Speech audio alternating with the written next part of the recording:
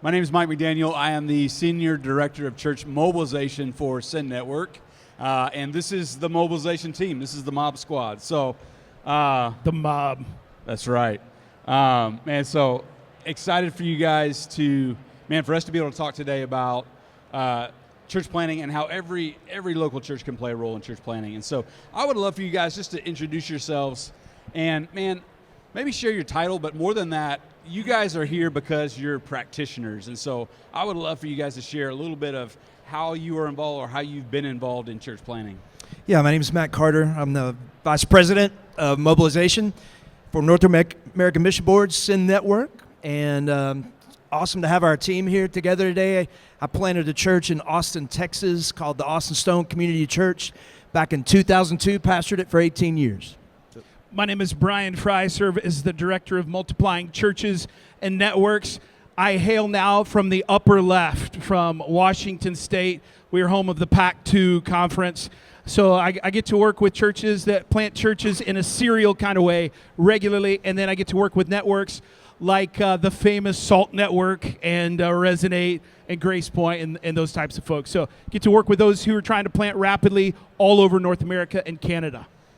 Awesome. And my name is Gus Hernandez, Jr., and I serve as the Director of Sending Churches at Send Network, and also helped plant Reality Church Miami about 3 years ago with a good friend of mine named Carlos Lolette. Prior to planting Reality Church Miami, I was serving on staff at a church called Long Hollow in Middle Tennessee, serving with disciple making and church mobilization. So, Matt, I'll go to you first. Man, you lead this team. There's some people out here that are very familiar with church planting, but there's maybe people out here that, man, they've heard a lot about it, but they've never actually done it. And so, man, I would love for you to share, why do you think church planting is so important in this moment? You know, I was talking to a pastor literally yesterday here, and he goes, and I was asking him about his church because he's been praying about possibly leaving his existing church. I said, man, have you ever thought about planting a church? He made an interesting statement. He said, you know, I've always viewed church planting as like something that missionaries do. He'd never considered it for himself, but in some sense, that is true. You're going to a place that needs the gospel desperately, but I think pastors across this country need to start thinking in terms of not only do it themselves, but becoming a church planting church. One of the things I pray for all the time, Mike, is that pastors would actually start caring as much about kingdom growth in the United States as they do the growth of their own church. It's been well documented. We're declining rapidly in the United States and North America. And so we've got to do that at the Southern Baptist Convention, is start thinking in terms of kingdom growth as much as we do our own, right? And so I'll give you one fast example. When I was at the Austin Stone, we actually sent a ton of full-time vocational missionaries, and so we were more into planting churches in the nations. But I'll tell you one example. We planted a church in Arkansas, a young man raised up in our ministry. We trained him, sent him as a church. He planted a church there in Arkansas, started reaching college kids like crazy. To this day, it still exists. There's about 1,000 folks that go to that. They're discipling college students, University of Arkansas, sending them all over the world. And so the impact that the church that I started has grown exponentially, not because of what we did in Austin, because of our multiplication around the country. And so it's just an effective way to reach folks for the kingdom of God. That's awesome, man. I mean, who knows the impact that will have over time? Like, that will outlive you. It will. It's impossible to measure. Yeah. Brian, a lot of times we talk about churches planting churches, right? Matt just gave an example of that. Yep. But there's a lot of different ways that churches can be involved in church planting. So, man, would you unpack some of those different ways? That I will, Mike. But I have a graphic. May I show it to everyone? Please. You're okay? Okay, so up the graphic, you guys can see it behind us. Hey, I think when we think about church planting, historically, there are these myths that people buy into. Hey, man, you only plant a church if you can't get a church or lead a church. Or, hey, you only plant a church if you're highly entrepreneurial or you're crazy. You only plant a church if, and there's things that we can fill in the blank with. But I think across North America, at least historically, we've relegated church planting, or we've set it off to a select few. It's like, man, you got to be a Navy SEAL to go and plant a church. And our desire in the Send Network and across North American Mission Board is to see every church engaged in planting. And the reality is, I don't think we've done a good job historically of saying, hey, here's how your church, wherever you are, whatever you're doing right now, here's how you can engage in planting. So several of the guys in our team, we talk with churches, we talk with church planters. We say, hey, what's a way that we can articulate that? So the graphic that you guys see in front of you, whether you're here in the audience with us or you're at home, it shows what we call our mobilization pathway. So on it, you see 5 categories. We went with 5 instead of 6, and we know there's 6 on there, but 5 is just more memorable. So here are the categories, and I'm just going to work our way across it.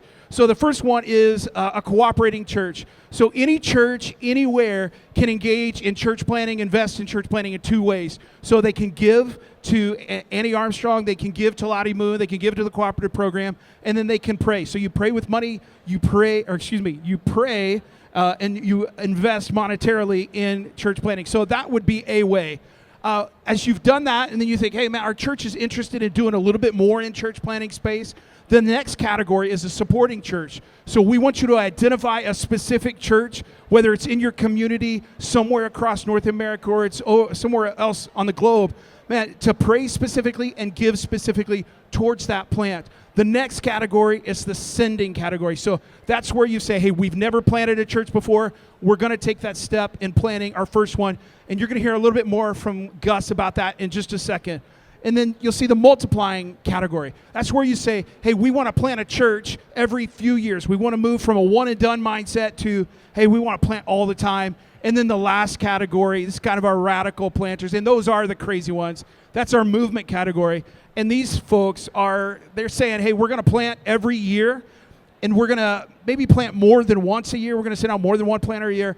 And then last, they're saying, hey, we want to invest in other churches across North America for them to plant too. So those 5 categories, Mike, man, it does not matter where a church is or what they're doing now. There's a simple way, and that's the beauty of this thing. Anybody, anywhere can engage in church planting. Brian, I think sometimes you look at that and the question that comes to mind is, okay, say we want to do this. What's our next step? What's our next step? Oh, so good. Man, could you unpack some of those next steps for Mike? I can, and I have a slide for that too. I brought it. So, man, you look right across the bottom, and we've given you these steps, right? You can see it across the bottom here. So the first one is just pray and invest. So you can give to Annie Armstrong. You can give to Cooperative Program. You can give to Lottie Moon. Man, that is your first step in the process. If you're saying, okay, man, we want to go further, it's just finding a church planter nearby. Your associational missionary, your DOM, your state convention. Man, anybody can help you find that. The next place, and again, I'm just going to segment to Gus here in a moment as well. Those are our sending labs. Then we have a multiplier. It's kind of an immersive learning community space. And then we actually have learning communities as well. So, man, we've got spaces for everyone to engage if you just say, hey, man, we want to be involved. So I would love for all you guys to engage with this, because I think a lot of times pastors hear this, they hear about these kind of opportunities, and they're like, man, I'm just trying to reach my community. I'm just trying to grow my church, right? So how would you respond to that, that tension, I think, that most pastors feel of like, man, this sounds great. I would love to do this kind of stuff, but, man, how can I put energy towards this right now when I'm still trying to figure out how to reach my own community? Yeah, that's so good. I think the first thing I'd like to say is, like, man, I don't believe that reaching your community and planting churches are at odds with each other. In fact, I think they oftentimes will fuel one another. Like, the more you start to teach your people to have a heart to carry out the Great Commission and to really get involved with life on mission, as you start to gear your hearts towards reaching different cities, different nations, like, it's going to help you with leading your church. I don't think they're competing against each other. I don't think it's something that's at odds. In fact, man, I just remind my church, for example, of like Acts 1:8 and the beautiful centrifugal force of the gospel that starting in Jerusalem, it moved on to all the different areas until it reached the ends of the earth. It wasn't like, we'll wait till we reach all of Jerusalem and then we'll start thinking about all the different areas. It was happening together consistently. So that's something that I would say. Yeah, and I would argue that your church becoming a church planting church can be one of the most impactful things you can do to reach your own community. Now, how is that possible? I'll tell you a real super fast story. At the Austin Stone, Chris Tomlin started the church with us. And after about 5 years, he left to go plant a church with Louis Giglio. And I was kind of freaked out. I was thinking, man, is everybody going to stop coming? Why were you freaked out about that? Because he's pretty good. Oh, okay, I got you. And it was the year that he left that we started raising the banner, if you will, for being a sending church. That we're going to plant churches, we're going to send missionaries. It's not just going to be about our church. We're going to reach the nations. We're going to reach the North America. And that was the year after Chris Tomlin, maybe the greatest songwriter of our generation and worship leader, that we had the highest percentage growth of any year we ever had in the history of our church. That's hard to, how do you lose the best worship leader in America and double your growth in a year? Yeah. And it was the year we started raising the banner about being a sending church. That's so good, man. There's something that I feel like this generation and the one before it are attracted to about churches that are willing to give things away That's for the it. kingdom. That's so good. What else? I mean, I just can't get past it. You said, hey, if you'll just let your worship leader go, you're going to grow. That's what you said. That's right. That's not what you said. Sorry, I totally lost the question. Gus should answer that. Ask it again. What was it? How would you respond to that, Brian? Like the average pastor that feels like, man, we don't have time to do this. We're just trying to reach our community right now. Like one of the things so I spent 10 years on staff at the Summit Church in Raleigh-Durham with J.D. Greer. One of the things that J.D. used to talk about is he called it the myth of sequentialism, right? So this idea that we've got to do this one thing before we can do the other thing. And it's one of the main things that keeps us from engaging on missions. I realize I'm answering my own question right now. But Indeed. But it's the idea that, man, we got to reach our community first before we can go. We can go, but there's something about the Great Commission, right, that seems to imply, man, we got to do all these things at one time.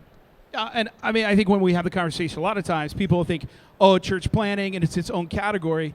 But if you're making disciples, you're leading people to Jesus, you're raising up leaders, man, what are you going to do? I mean, you're just going to get bigger. You're just going to, and that's just not where we want to be. I mean, and maybe pastors will say, man, I just want to get to 500, or I want to get to 5,000, or I want to get to, you fill in the blank number. But man, what are you going to do when you get to that? Like, the goal is to grow the kingdom instead of just our kingdom in the process. Yeah, that's so good.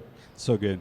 Matt, you get to interact with a lot of churches that, man, are brand new to this. I would love for you to share a story of a church that you've seen engage and how you've seen God use that church in a short amount of time, right? Right, yeah. So it comes to mind, it's North Point Church in Burleson, Texas.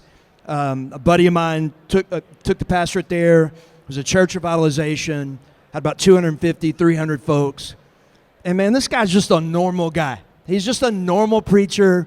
You know, he's not some rock star, just a normal guy. And he goes in there, but immediately he starts casting vision for, look, we want to reach our community.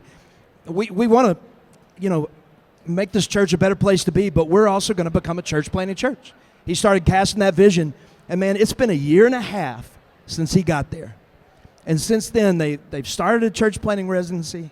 They've raised up 2 guys from within their church. They've trained them. They've planted one church about 30 miles down the road. They're working on their second church. And the crazy part about it is they've grown from 300 to over 1,000 in a year and a half. And this is just a normal guy that did this. I mean, I remember when you connected with this guy and they were just thinking about giving to church planting for the first time. And that was a year and a half ago. So they've seen church just caught the vision and realized, man, this is something that we can do as normal folks sitting in the pew to impact the kingdom of God in a powerful way, and they've done it. It's awesome. It's awesome. Gus, if there's somebody out there that is asking the question, man, okay, you guys, I've seen this pathway, I've seen all these steps. What would be the one thing that you would encourage me to do if I was trying to get started in this? Man, I think one of the best first steps that you can take if you really want to get involved with church planting is to attend one of our sending labs. And so these sending labs are these collaborative workshops that help connect you with other pastors that are on a similar journey. Like, these are churches that want to move in the direction of helping start new churches. And the sending labs are really designed to help pastors and leaders develop a vision for sending, develop a vision for their church to get involved with sending, and it provides us practical insights on how do you identify potential planters, how do you develop those potential planters, and then how do you care for them after you send them well. So it's just a really good environment to kind of learn some of those things and to be able to start dreaming about what it looks like for your church to get involved with sending. May I interrupt with a question? Go for it. All right, so Gus, you're talking about sending labs, and you are the director of sending churches. So there's a little bit you're pushing your product, right? But in all honesty, real talk, man, what has been the feedback from the field from churches who've come and used or done the sending lab? I mean, And how many churches have done this at this point in time? Yeah, so far this year we've trained 225 churches that have gone through the sending lab. And so what we always do is try to evaluate everything that we do and measure it. And so we do an exit survey with all the pastors and leaders. And it has been overwhelming, the positive feedback of how the sending labs have just helped these pastors and churches kind of unlock this understanding of sending, helps them develop their vision, and they go back just fired up to really start this process of identifying and developing potential church planners. And I can attest to that, brag on these guys as my team. I get emails from guys that from all across the country that have been a part of these sending labs, and they'll write me and say, Matt, this is one of the best things our team's ever done in our life. And so these guys are crushing it. If you're watching and you're thinking about church planning, you need to sign up for a sending lab. How do they do that, by the way? They can go to this URL that's on the screen in front of them, sendnetwork.com/sending labs. They're going to get a list of all the sending labs that are already on the calendar, and that link will continue to get populated, right, Gus, in the future? We've got more of these coming to other places, right? Yeah, we've already hosted 16, and we have 35 more sending labs coming from the end of this year going into 2025. 35 more sending labs. And you just go to the site. It's very provocative, sendnetwork.com, sending labs. There it is. There it is. Gus, man, some people might think, man, is this just for big churches? Talk to me about some of the different kind of churches that have been a part of these. Yeah, it's been a big variety of churches, like churches in the 100, 200, 300 range, churches in the thousands range. And at the end of the day, what it's going to really just do is to help you as the leader kind of unearth some things that the Lord has already been doing in your life. We're going to look at some scripture passages. You're going to get to connect with other churches that are like-hearted, like-minded. Like, these are churches wanting to move in this direction. So it's just a very amazing collaborative experience to be able to process sending. And it doesn't matter the size church that you're at.